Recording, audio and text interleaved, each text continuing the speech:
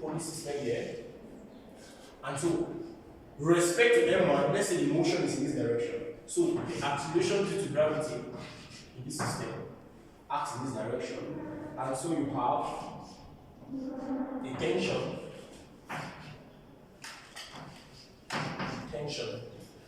Notice that when I gave you precautions with respect to kinetic particles, I said the tensional force is the same all through the system.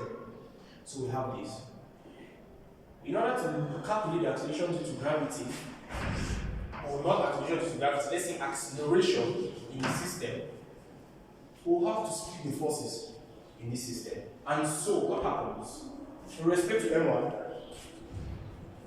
the weight naturally acts in this direction, and so it is M1G. The normal reaction force is in this direction, which is R1, and its component with respect to this angle theta is M1G what? Cos theta. Cos theta. What happens here? The weight, because this body acts with respect to the action of the weight, is M2G. Its normal reaction is R2. And its vertical component with respect to this angle alpha is M2G cos alpha. Regardless of frictional force in the system, there's no need of us putting the vertical or the horizontal component of the action of the weight. And so we go right into the resolution of the forces. So resolving for M1, we have, what do we have?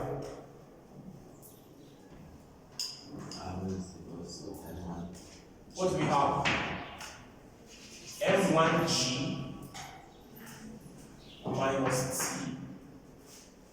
T equals to what? M1A.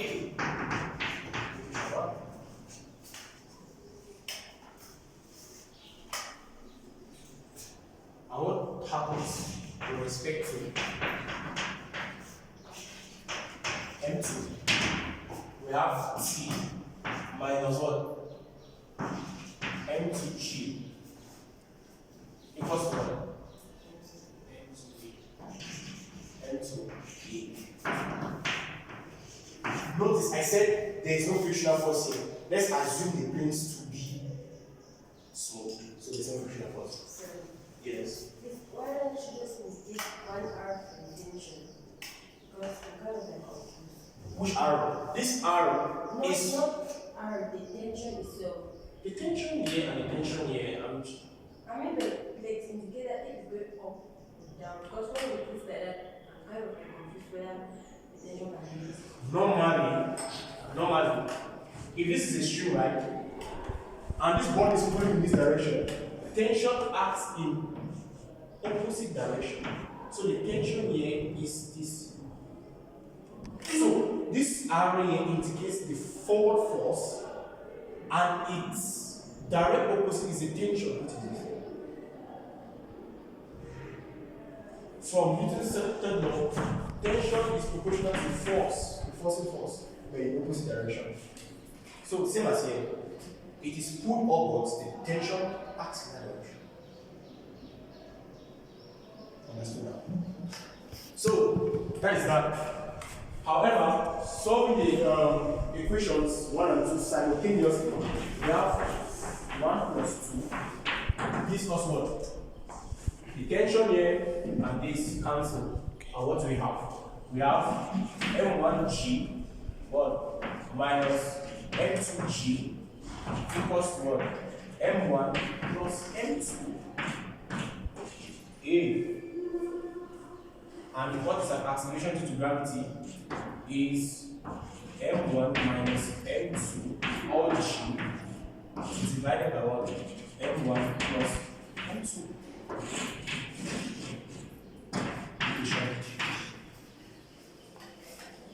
That's what happens. And so, notice the pulley is at the middle. This is normal.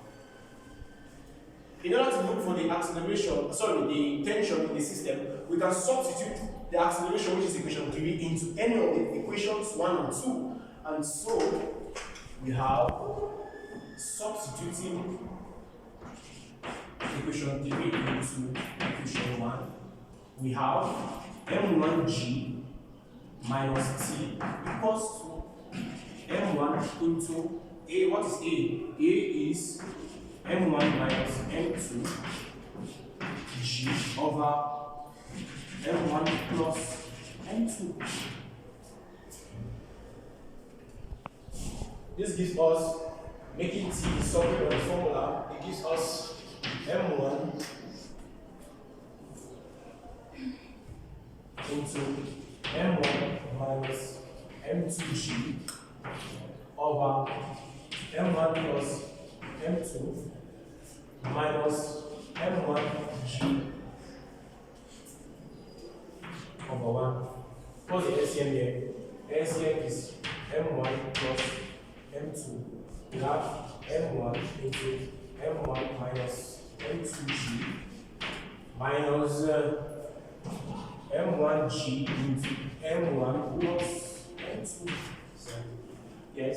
So what has happened to the parallel components of the width? Which one? So m1g sine theta. M1g sine theta. I said there is no tension. Sorry, there is no frictional force acting in the system. So we would not include that in the system. But if there was frictional force, for example, the equation says this block is moved with respect to a rough plane. Once you say rough plane, it means there's frictional force. So you include that. Always keep that in mind. Are you getting it? Yes. So this can be resolved into what? Let's open the brackets here. This m1 squared minus m1 m2 g minus what? m1 squared g plus what? Sorry, minus m1 m2g over m1 plus m2. G is common here. Yes. Okay, let's open it again further. Okay, this gives us what? m1 squared g minus m1 m2g minus m1 m2g gives us what? Minus 2 m1 m2g minus m1 squared g. m1 squared g minus this gives us what? Cancel now. It cancels. This cancels.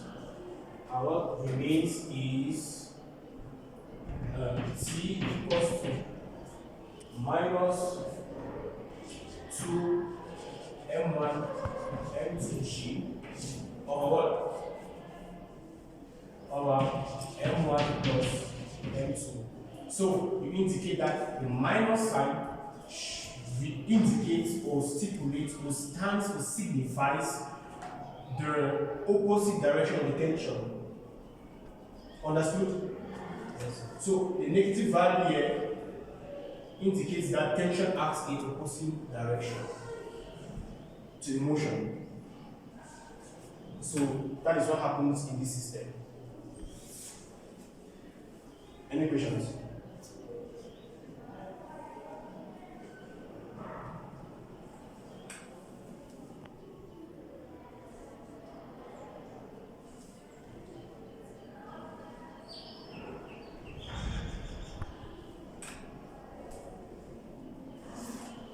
Brian, are you here? So the tension is this.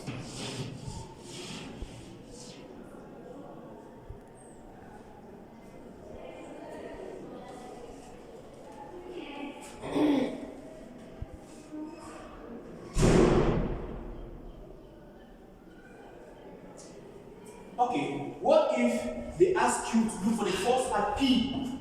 Let's indicate this as P. Look at this. This is P. The force is at P. Notice that the pull is at the middle, at the center, parallel to each of the masses. And this mass has its weight, as well as this one. And so the force here is exerted at the pulley. And so it acts downwards. This force, P. However, we can resolve that as this.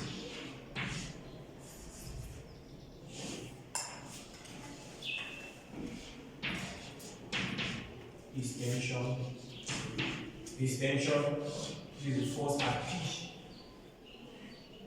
Each of these angles, you could have theta on 2 as well as alpha on 2. So the force at P, Pf, is what? 2t cos theta on 2. That's the force at P. Or 2t cos alpha on 2 newtons.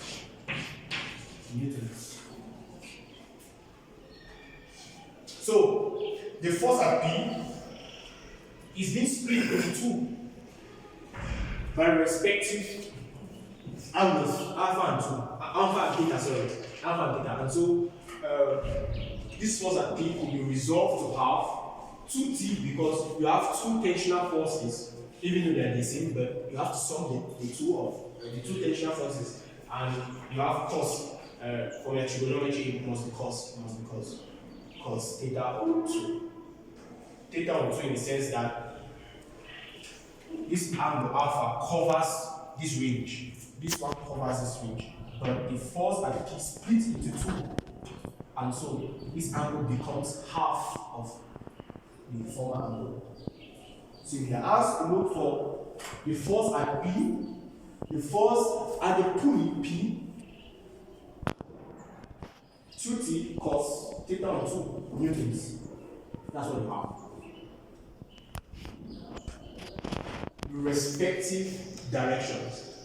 Preference is given to theta, as well as preference will be given to alpha. So you can calculate the force at P with respective angles. So we have tried from our diagram here to resolve to have our acceleration, which is a vector. We have a tension, and the tension has a negative value. The negative value indicates that the tension acts in opposite direction to the forcing force, which acts under the action of its weight, M1. Then we have the force at P, F, which is 2t cos theta on 2. Any questions? I will clarify.